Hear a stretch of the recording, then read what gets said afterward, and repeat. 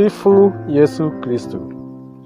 Karibuni katika masomo ya misa ya leo, Dominika ya 33 katika kipindi cha mwaka wa kanisa cha kawaida, mwaka cha. Somo la kwanza limetolewa katika kitabu cha nabii Malaki sura ya 3 mstari wa 19 hadi 20. Somo katika kitabu cha nabii Malaki. Tazama, siku inakuja, inawaka kama tanuri, watu wote wenye kiburi na yeyote atendaye uovu watakuwa kama makapi. Na siku ile inayokuja itawateketeza, ambapo haitawaachia shina wala tawi. Lakini kwenu ninyi mnalo liheshimu jina langu, jua la haki litawatokezea, jua lenye kuponya katika bawa zake. Neno la Bwana. Zaburi ya kuitikizana ni Zaburi 98 mstari wa 5 hadi 6, 7 hadi 8 na 9a. Kiitikio ni mstari wa 9. Kiitikio: Bwana anakuja kuwahukumu mataifa kwa haki. Bwana anakuja kuwahukumu mataifa kwa haki. Mwimbieni Bwana kwa kinubi na sauti ya vinanda, kwa tarumbeta na sauti ya baragumu. Shangilieni mbele ya mfalme Bwana. Bwana anakuja kuwahukumu mataifa kwa haki.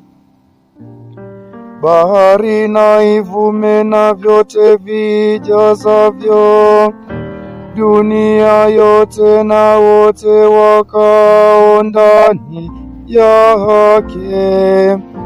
Mito na ipige makofi, milima na imbe pamoja kwa furaha mbele ya Bwana, kwa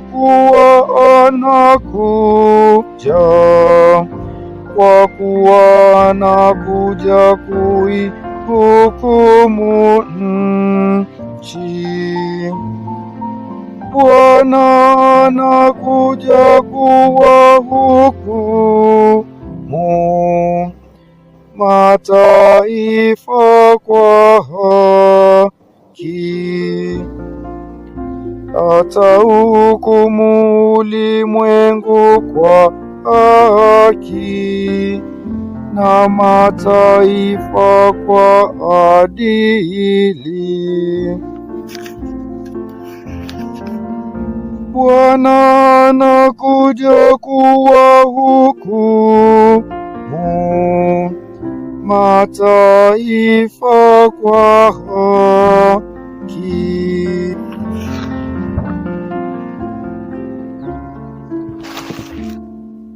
Somo la pili limetolewa katika barua ya pili ya Mtakatifu Paulo kwa Wathesalonike sura ya 3 mstari wa 7 hadi 12.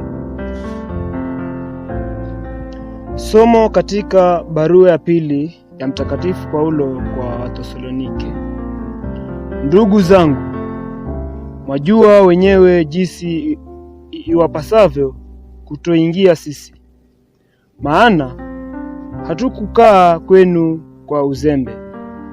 Kamwe hatutakula kwa mtu yeyote bila kumlipa, bali tulifanya kazi usiku na mchana kwa kujikakamua mpaka kuchoka, kusudi tusimwelemee mtu wa kwenu hata mmoja.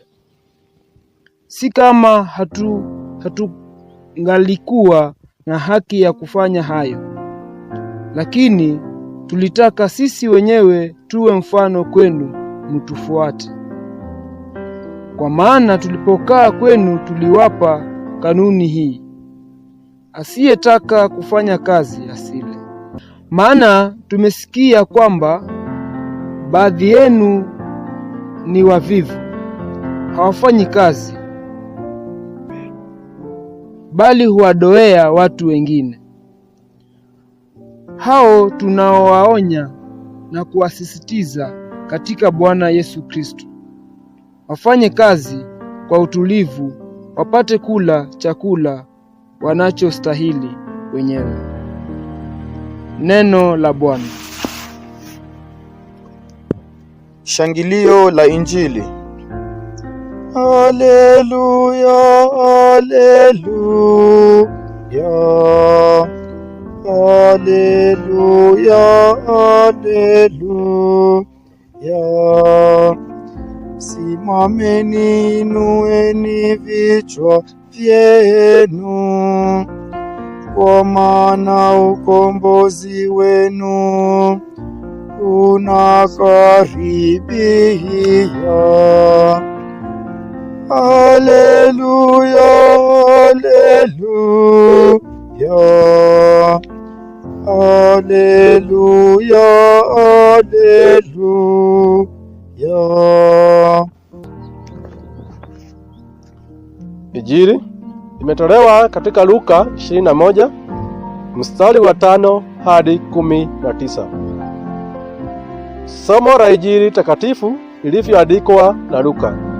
Wakati ule, baadhi ya watu walipokuwa wakiongea habari za hekalu, hasa mawe mazuri na mapambo ya wakfu, Yesu akasema, haya yote mnayoyaona, siku zitakuja ambapo jiwe halitaachwa juu ya jiwe, yote yatabomolewa. Wakamuuliza wakisema, Mwalimu, hayo yatakuwa lini? Na iko ishara gani inavyodokeza mwanzo wa kutimia hayo? Akasema, angalieni, msije mkadanganywa, kwa maana wengi watakuja kwa jina langu wakisema, mimi ndiye. Tena wakati umewadia, msiwafuate hao. Mtakaposikia habari za vita na misukosuko, msihangaike, kwa maana hayo hayana budi kutendeka kwanza, lakini si mwisho bado. Kisha akawaambia, taifa litashambulia taifa, na ufalme utashambulia ufalme. Kutakuwa na matetemeko makubwa ya nchi huku na huko, na maradhi na njaa na matisho na ishara kubwa kutoka uwinguni. Lakini kabla ya kutendeka hayo yote, watawakamata ninyi na kuwadhulumu. Watawapeleka katika sinagogi na kuwatia gerezani, na mtapelekwa mbele ya wafalme na magavana kwa ajili ya jina langu. Hivyo mtapata nafasi ya kushuhudia. Basi jikazeni mioyo yenu, msifikirie kabla yake namna ya kujitetea, kwa maana mimi nitawapa kauli na hekima ambayo adui wenu wote hawataweza kushindana nayo wala kuipinga.